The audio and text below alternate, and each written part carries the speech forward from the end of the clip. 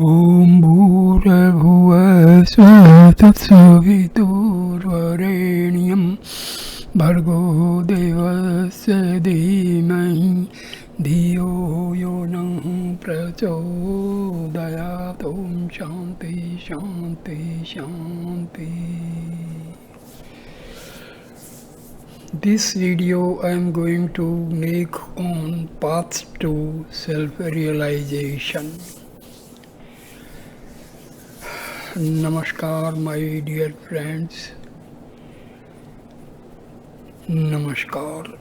Among the four Hindu purusharthas or goals in life, dharma, artha, kama and moksha, righteousness, prosperity, pleasure and liberation, the last is regarded as supreme. All systems of Hindu thought except the Charvaka believe in the final emancipation of man from samsara or incarnation. This final release is variously designated moksha, nirvana, kaivalya or apvarga. In order to attain it, there are the various paths of karma, bhakti, yoga, jnana. Sri Ramana grades them according to their efficacy in his Upadesashram quoted in this A. Sri Ramana is the embodiment of Advaita Vedanta.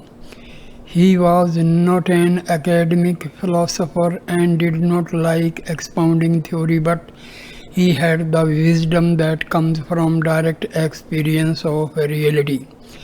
Liberation or mukti, he taught, is becoming one with Brahma, or rather, since the identity of the Atma with Brahma has always subsisted and has only been hidden by illusion, it is awakening to consciousness of identity with the Supreme Self. This identity is existent from eternity, though hidden from our view. That which is real in the absolute sense, highest of all, eternal, all penetrating like the ether, exempt from all change, all sufficing, undivided, whose nature it is to be its own light, in which neither good nor evil, nor effect nor past, present or future has any place. That formless is called liberation. It is not a coming into being of what did not formerly exist, for whatever comes into being must also have an end and is therefore ephemeral. Mukti is thus not an achievement or attainment, but only cessation of the process of becoming. It is not abolition of one's self, but realization of its infinity and absoluteness by the expansion and illumination of consciousness. It is not to be relegated to a future time or located in place called Savarga or Brahmaloka or any other name. It just is. Sri Ramana often reminded us that mukti is not anything new to be attained, but is our real nature. There is no realizing the self. The self is always realized. Only knowledge of it is obstructed, and this obstruction we call ignorance. To inquire who am I, that am is bondage. And to know one's real nature is also liberation. In the self there is neither bondage nor liberation. The egoless state is only reality. Like all the sages and saints of India, he affirmed that this can be realized through the grace of the Guru. But that implies that the Guru is not another individual external to us, but is the self manifested. So long as we identify ourselves with the body, we take the Guru to be another bodily individual external to us. But really we are not the body, nor is he. We are the self and he is also. Realization means converting this theoretical understanding into direct knowledge. Even though we mistake the body for the Guru, he himself makes no such mistake. He appears outwardly only to guide us. This is what Sri Ramana meant when he said that self, God and Guru are the same. Therefore he could make the tremendous statement that he who has earned the grace of the Guru will undoubtedly be saved and never forsaken, just as the prey that has fallen into the jaws of the tiger will never be allowed to escape. Who then is the Guru? It is clear that in the high sense in which Sri Ramana uses the term, it can only be the perfect sage who is in interrupted conscious identity with the universal self. The Guru is one who at all times abides in the profound depths of the self. He never sees any difference between himself and the others and is quite free from the idea that he is the enlightened or liberated one, while those around him are in bondage or the darkness of ignorance. His self-possession can never be shaken under any circumstances, and he is never perturbed. Such a one is called a Jivan mukta, liberated while living. A Jivan mukta is one who is free from any sense of the reality of external objects, only seeming to have such a sense. His mind is wholly merged in Brahma and enjoying eternal bliss. He is free from duality. Though awake, he is free from the qualities of the waking state. The absence of the idea of I and mine even while in this body, which follows like a shadow, is a characteristic of the Jivan Mukta. He does not dwell on the enjoyments of the past, takes no thought for the future, and looks with indifference on the present. He is unruffled by pain or pleasure and is free from the bondage of transmigration. Can a Jivan Mukta be subject to ignorance? It is traditionally agreed that he can. This is likened to a dark shadow on a white canvas. It cannot produce any effect on him. His continued bodily existence is compared to a potter's wheel moving round for a while after producing the pot. Sri Ramana used to compare it to an electric fan revolving a few times even after the current is turned off. Agyana lesa or ignorance is the continued momentum of the wheel. It produces no further karma for the liberated. What appears to be activity in him is only a karma, that is inaction or unattached action. Some have said that complete liberation can be attained only after destruction of body, but that is not accepted by those who know. Sri Ramana has definitely asserted that there is no difference between a Jivan Mukta and a Videha Mukta. For those who ask, it is said that a realized man with a body is a Jivan Mukta and that he attains Videha Mukti when he sheds the body. But this difference exists only for the onlooker, not for him. His state is the same before shedding the body and after. Is he then still bound by karma? Sri Ramana gave us the perfect answer when he said that the body may be, but he is not. Since he no longer identifies himself with the body, the truth is that the realized man has transcended all destiny and is bound neither by the body nor by its destiny. Now let us turn from consideration of the goal to the path. Sri Ramana explained that karma or action can never lead to liberation. However, action performed without attachment and in a spirit of service to God can point the way to liberation and purify the mind, thus enabling it to take a more efficacious path. Physical acts of worship and ritual, vocal action such as incantations and purely mental actions such as meditation are helpful, and in this order, each more so than the preceding. Similarly, was his verdict on breath control also a form of action?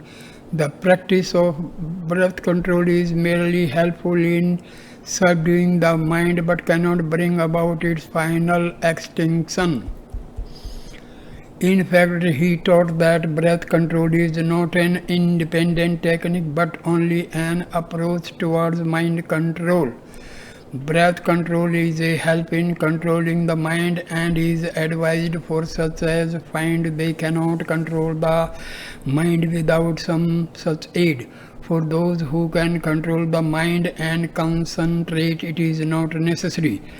It can be used at the beginning until one is able to control the mind, but then it should be given up. The mind subsides by the practice of breath control, but such subsidence lasts only as long as the control of breath and vital force continues. And when they are released, the mind also gets released and immediately becoming externalized. It continues to wander through the force of its subtle tendencies. Coming now to the path of bhakti, Sri Ramana said that remaining in the real being, transcending all thoughts through intense devotion is the very essence of supreme bhakti. He explained that true bhakti means surrendering the ego so completely that nothing remains of it. And this comes to the same as discovering by self-inquiry that there is no ego. There are only two ways, he often said: ask yourself, who am I, or surrender. The most direct path to self-realization, he explained, is self-inquiry. It leads directly to self-realization by removing the obstacles which makes one think that the self is not already realized, even though the mind subsides by other means. That is only apparently so. It will rise again. On occasion, Sri Ramana sanctioned all methods, although grading their efficacy as already explained. He also said that the final state of self-realization is the same by whatever path or through whatever religion it has been approached. However, the most efficacious way is self-inquiry. The only path of karma, bhakti, yoga and jnana is to inquire who it is who has the karma, vibhakti, lack of devotion, viyoga, separation, and jnana, ignorance. Through this investigation, the ego disappears in the state of abidance in the self, in which none of these negative qualities ever existed, remains as the truth. Just as milk is uniformly white though drawn from cows of different colors, so also realization is uniform for all persons of whatever denomination. In fact, all ways are good provided they lead to the merging of the ego in the self. What the devotees call surrender, the Advaitin calls knowledge. Both alike are trying to take the ego back to its source and make it merge there. One sacrifices the ego on the altar of love, the other discovers that it does not exist and never did. Both arrive at the same ultimate point of its non-existence. So, in reality, realization means destruction of mind and ego. And how they are destroyed? Just direct the mind and ego to move inwardly to the spiritual heart where resides the Atma. So ego and mind merge with the Atma, and what is the result? Self-realization. So self-realization is achieved through self-inquiry, or another method is self-surrender. This surrender is also a very important term. See, normally people think surrender is done to a physical person. It is not necessary. Actually speaking, mind and ego move towards the spiritual heart and merge with the Atma. So, merging of mind and ego to the Atma is also a surrender. So, this is very important. So, an individual can pray God that, oh God, I am not able to carry out my sadhana. Please help me. I take refuge at your lotus feet. So this is another way of surrender. But remember, Atma and Paramatma both are same. So an individual surrenders to God, or an individual surrenders to Atma. The meaning is same. So we should not be under a wrong impression that surrender is done by an individual to his Guru or God. So surrender may be surrender of ego and mind to the Atma. So all the meaning is the same. So dear friends, this is all in this video. Please like, comment and share the video and subscribe the channel. Thank you for watching this video with patience and devotion. Please subscribe the channel. So namaste my dear friends. Thanks a lot.